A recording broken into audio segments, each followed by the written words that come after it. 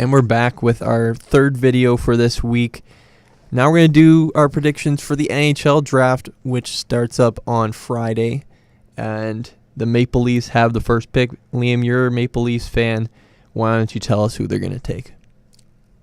Super excited to say they are going to take Austin Matthews. Yeah, there's no doubt. It's if hopefully you've seen our other video about the NBA draft, similar to Ben Simmons, Austin Matthews, can't miss pick. Don't overthink this. Take Matthews. Now, I kind of want to say a few things about this Matthews and Lane. I'm assuming Lane is your second pick for the Jets, right? Yes. So what I want to say about that is that it's very similar to the NBA, where in the NHL draft as well, there's Matthews and Lane, and they're the top tier, and then everyone else is the second tier. And it's kind of like a 1A, 1B. It's not even a 1-2. Now, a lot of people are saying that maybe the Leafs should take Lane over Matthews. A lot of people are debating that, but Matthews is pretty much overwhelmingly the consensus number one. And it's kind of similar to what it was last year. McDavid and Matthews are pretty similar in the way that they play. Just all-around game, speed, scoring, everything. Whereas Lane is more like Jack Eichel, sniper.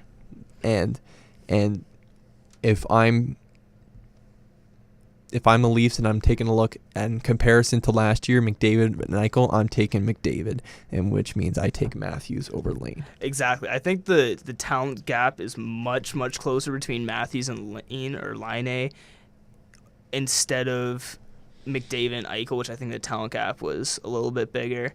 But I just think... Yeah, this year it's definitely a little bit closer.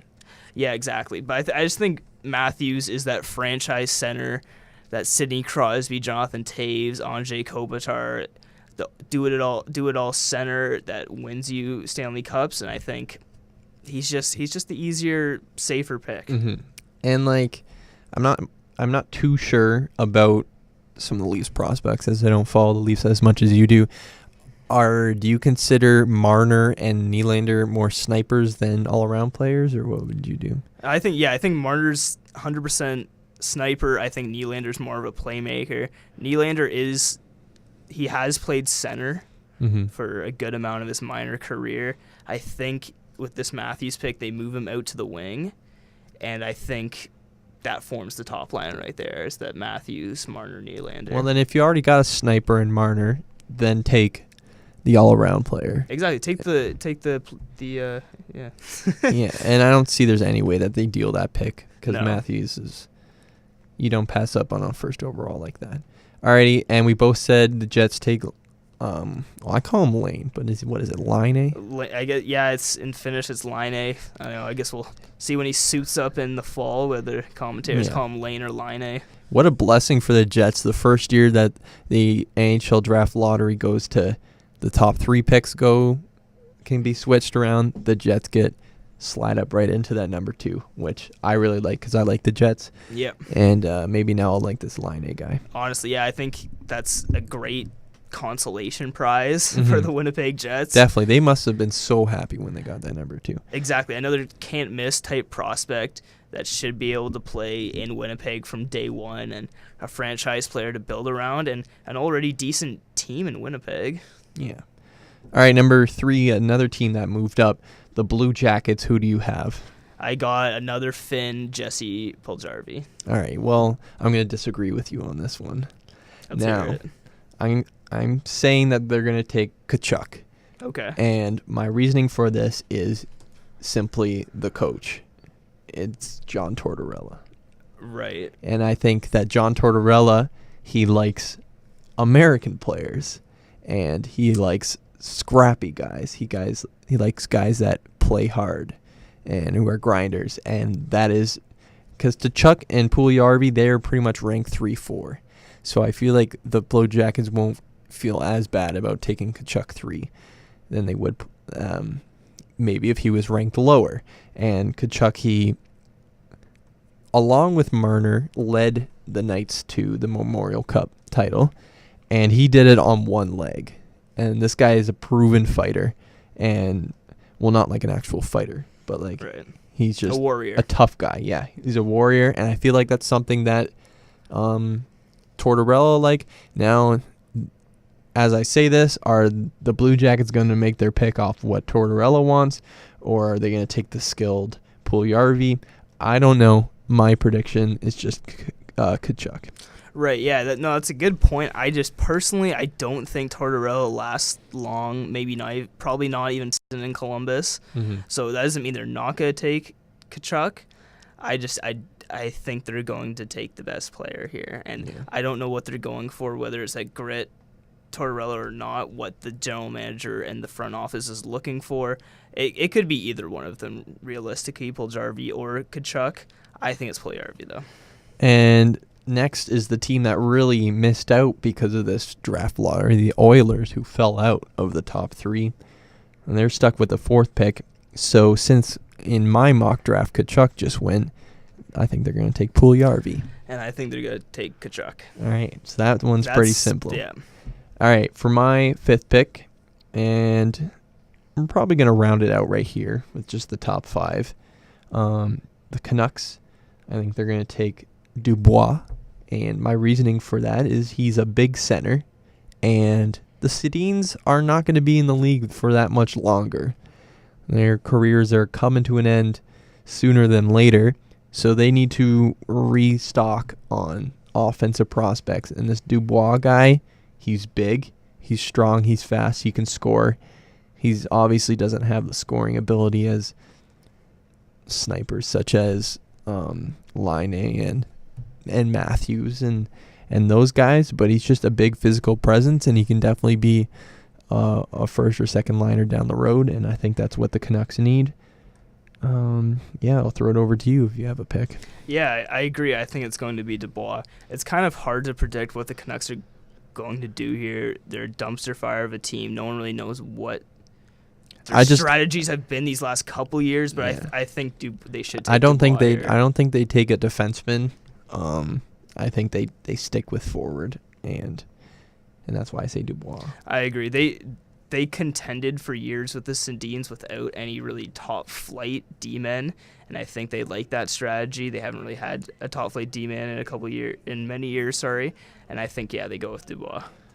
Alrighty, so I just want to give my last pick on just for the Flames here. Yeah, you don't have to come up with a pick if you don't want to, but I think they're going to take this kid named Logan Brown, and he's kind of like Dubois. He's like a big forward. He brings size, not necessarily as much skill as other players in the draft, very similar to Dubois. But if you look at that Flames roster right now, let's say we were talking on two-man advantage on the CKCU radio, how the Flames might go out and get Marc-Andre Fleury. They got defensive prospects. They've got Dougie Hamilton, of course, Brody. Like they're kind of solid on defense. And then if you look at their forwards, it's very skill-based. You got Johnny Gaudreau, Sam Bennett. You got these young kids, and it's very skilled. They don't have very much size up there, and I think that's why Logan Brown fits in perfectly for that Flames team. I don't know if you have anything to add about the draft in general or the Flames at all. Yeah, I'll make a Flames pick here. They're very talented at defense. They could go with Brown. I think they go with Nylander. I think they go with Will's brother. Yeah, with William Nylander's brother, Alex Nylander, who is in this draft. I think they go with Dubois if he's there, but I think they go with Nylander. They're still a young team trying to find their identity, and I think Nylander's got a lot of skill. Definitely. All right. Let's just talk quickly about just some of the news that has been happening around the NHL. First, Las Vegas is getting a team. So that'll add another team to the Western Conference, we assume, because the Western Conference has 2 less teams than the Eastern Conference. Right. But a 31-team league, that's kind of awkward, don't you think? Yeah, I think their goal is to add another West team to have 32. Probably Seattle. Yeah, exactly. Probably Seattle, do what the NFL does, 16 in each conference, 4 divisions of 4. It kind of just evens out perfectly for travel, scheduling, playoffs, just everything. It just works out. And it's kind of crazy that Las Vegas is getting a team. Mm-hmm. Well, they just built that new arena, that T-Mobile arena.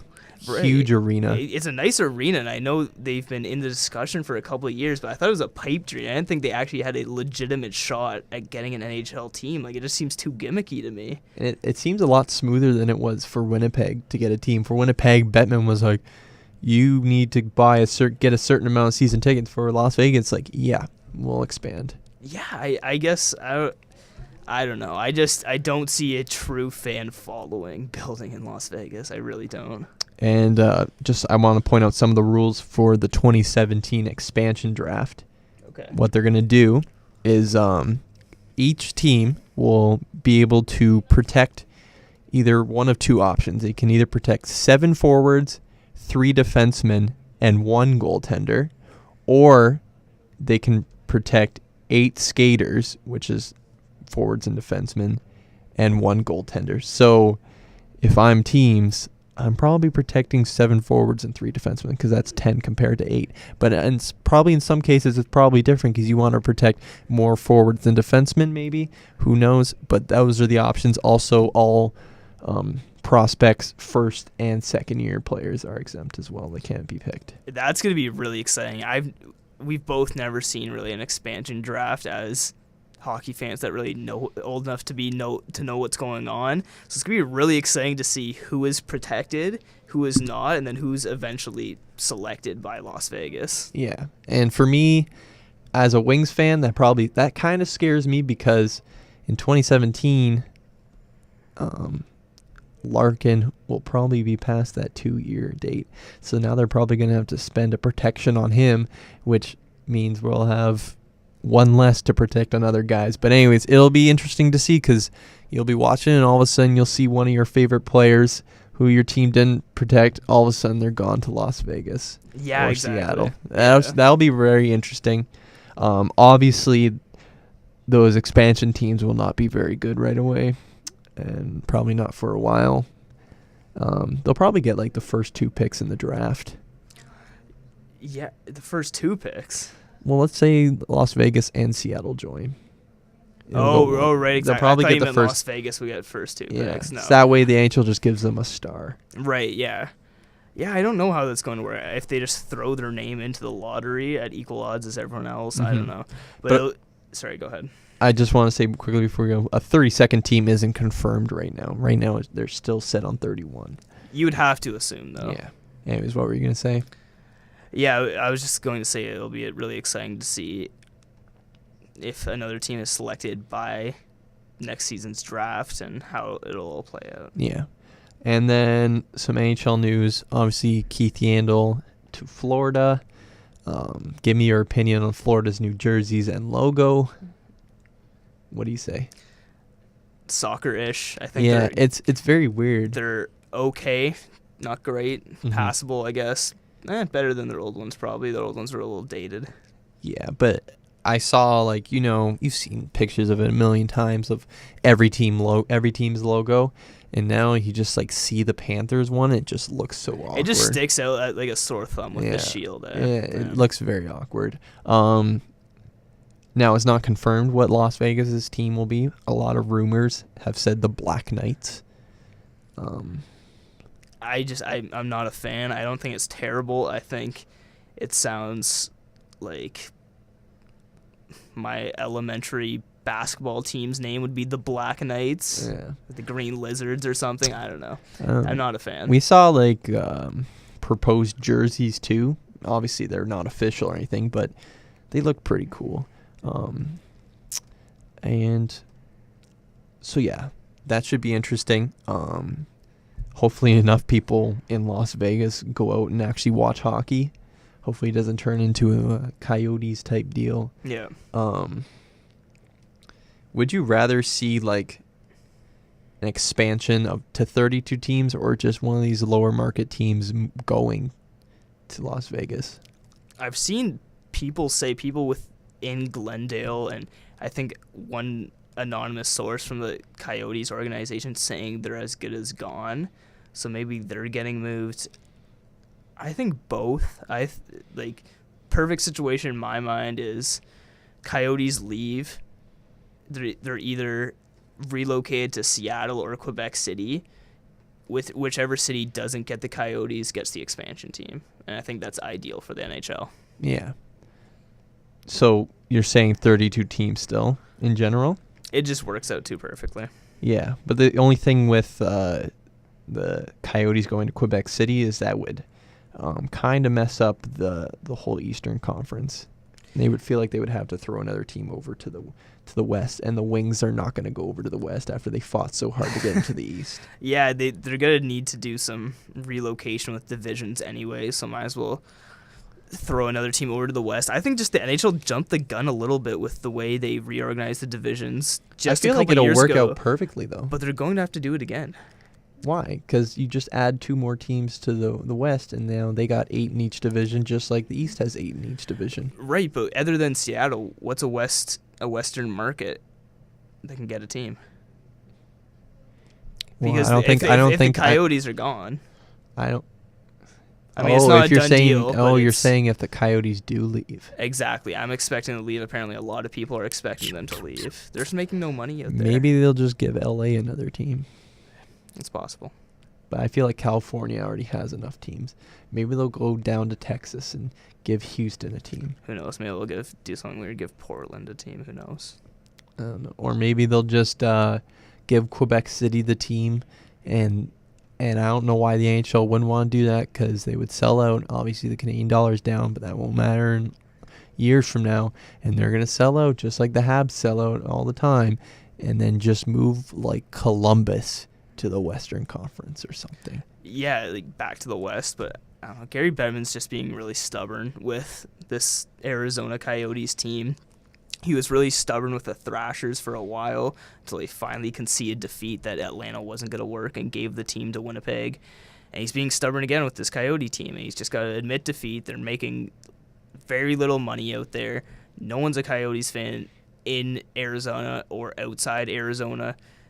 It's time to move them. Yeah, definitely.